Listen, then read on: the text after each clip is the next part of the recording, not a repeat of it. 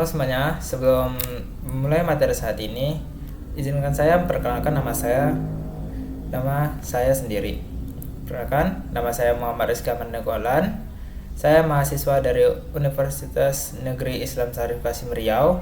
Saat ini saya semester 3 dari jurusan Teknik Informatika dan akan membawakan materi yang berjudul rekursif. Oke, baik. Apa sih itu rekursif? Rekursif ialah suatu fungsi atau metode yang memanggil dirinya sendiri digunakan untuk menyelesaikan masalah yang bisa dibagi menjadi sub-masalah yang sama atau mirip. Lalu, bagaimana sih cara kerjanya? Nah, cara kerjanya itu ada dua. Yang pertama, menggunakan komponen kunci dalam fungsi rekursif. Tentunya kita memerlukan basis atau base case, di mana fungsi berhenti memanggil dirinya sendiri, yaitu return. Karena tanpa return, fungsinya akan terus berulang-ulang, yang membuatnya infinite recursion atau stack overflow. Nah, dan yang kedua adalah recursive step, yang mana fungsinya memanggil dirinya sendiri dengan parameter yang mendekati base case. Selanjutnya, implementasinya. Nah, Contoh rekursif bisa digunakan dalam fungsi sederhana seperti menghitung faktorial, menghitung Fibonacci, atau bisa juga digunakan untuk menunjukkan bagaimana base case dan recursive case bekerja. Nah, beginilah contoh code contoh faktorialnya. Pertama, kita tulis seperti biasa, public class recursive demo. Recursive demo ini adalah judulnya, dan static in factorial. Factorial ini adalah fungsinya. Nah, karena kita tadi contohnya adalah kita mau menghitung n faktorial, kita di sini cari n faktorial, jadi kita tulis ini in faktorial fungsinya, dalam kurungnya adalah in variabelnya n. Nah, kita masuk, baru setelah itu kita tulis if else, dimana if-nya ini n sama dengan 0, baru return ini untuk menyelesaikan sama yang tadi, menyelesaikan fungsinya agar tidak terus berulang-ulang atau terus dijalankan. Lalu kita ke else nya ini untuk pilihan dimana jika n sama dengan n itu 0 atau tidak sama dengan ada di sini nilainya, nanti dia akan pergi ke n. Nah, di sini kita return ke n, yang dimana dia nanti nilainya itu harus sama atau harus 0 dengan yang ada di if ini. Ya, return n inilah disebut recursive case, yang dimana di situ n historic factorial dalam kurung n kurang 1. Kenapa n kurang 1? Ini adalah decrementnya, yang dimana nanti setiap nilai yang ada masuk ke else akan dikurangi 1 dan masuk ke n lagi, n baru ke else lagi, dan seterusnya sampai nilainya itu 0. Setelahnya kita tulis public state void main untuk menulis hasilnya, dimana in hasil sama dengan faktorial 5. Nah, 5 itu dari mana sih, Kak? Nah, 5 itu karena tadi ini n nya nggak ada nilainya, jadi kita buat saja faktor n itu adalah 5. Nah, yang dimana 5 faktorial itu sama dengan 120. Jadi hasil yang keluar dari kode ini harus 120. Kita tulis system print hasil faktorial 5 sama dengan plus hasil. Nah, cara kerja rekursifnya adalah, pertama kita akan inputnya masuk 5. Apakah 5 di if-nya, 5-nya akan masuk ke if, dicek dulu apakah 5-nya itu sama dengan 0. Nah, pastinya tidak.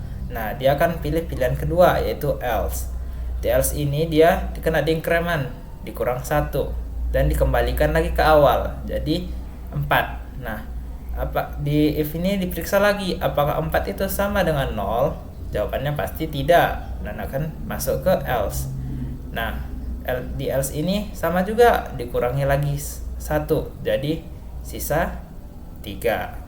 Nah, dikembalikan lagi ke if, dan begitulah seterusnya sampai nilainya itu 0 atau nilai n ini 0 sama dengan 0. Nah, biar lebih memahaminya, sebelumnya setelah 0 barulah hasilnya akan ditampilkan di sistem output ini, yang mana hasilnya itu adalah 120, sama sesuai dengan yang biasanya kita hitung manual. Nah, biar untuk lebih memahaminya, saya sudah buatkan alur eksekusi faktorialnya biar lebih dipahami. Nah, beginilah tampilannya, dimana faktorial 5 nya ini akan dikurangi decrement menjadi 4. Nah, 4-nya ini akan masuk lagi ke if yang tadi. Jadi 4 dicari lagi apakah dia sama dengan 0. Jika tidak, maka dikurangi 1 jadi 3. Dan 3-nya ini akan diputar lagi ke if, diperiksa lagi apakah dia sama dengan 0. Jika tidak, dikurang lagi, masuk ke else, dikurang, dan diputar lagi ke if, dicek lagi di if apakah 2 ini sama dengan 0. Jawabannya pasti tidak, dia akan pindah lagi ke else, lalu di else dikurangi lagi atau didekrementkan lagi menjadi 1 ini lagi direturnkan lagi kembali ke awal, ke if atau n, direturnkan ke awal. Nah, kita dicek lagi n-nya nih, n-nya itu tadi kan 1. Nah, apakah 1 ini sama dengan 0? Jawabannya pasti tidak. Nah, masuk lagi 1-nya ini akan dicek di else dia akan dikrementkan menjadi 0. Nah, nilainya sudah menjadi 0, dia akan direturnkan kembali ke awal, di return n kan, jadi kembali ke awal. Di if dicek apakah 0 ini, n ini sama dengan 0. Jawabannya ya, karena sudah 0, n ini sudah menjadi nilainya sudah 0. Nah, maka karena nilainya sudah 0, jadi akan menjalankan return ke 1 atau base case pertama. Nah, hasilnya adalah 20. Semua hasil dari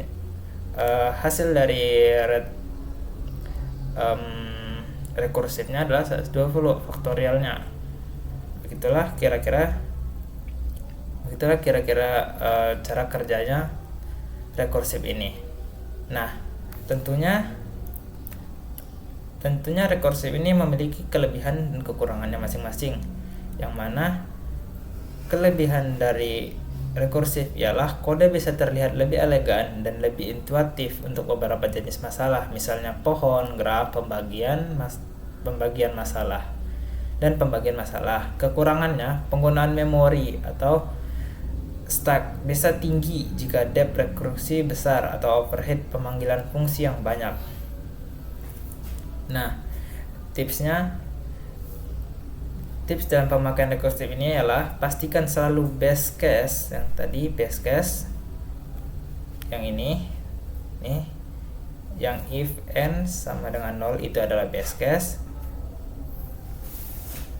Yang harus jelas base case-nya, dan pastikan parameter rekursifnya makin mendekati base case. Nah, ini adalah return n faktorial n kurang 1, ini adalah rekursive case-nya mendekati 1, karena min 1 tadi kan dikurang-kurang terus. Lalu pastikan parameter performance-nya jika rekursif tidak terlalu dalam bisa menjadi tidak efisien. Kadang bisa diganti dengan iterasi atau loop atau optimasi memorization tail rekursif jika tersedia. Nah, jika misal kadang rekursif tidak bisa dipakai, jadi lebih baik. Jadi ada beberapa hal yang membuat rekursif tidak bisa dipakai, jadi lebih baik memakai loop.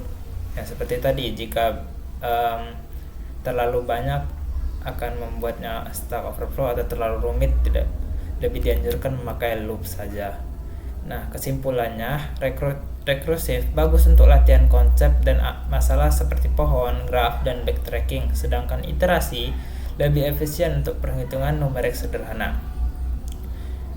Oke, sekian materi untuk hari ini. Jika ada salah kata, mohon dimaafkan.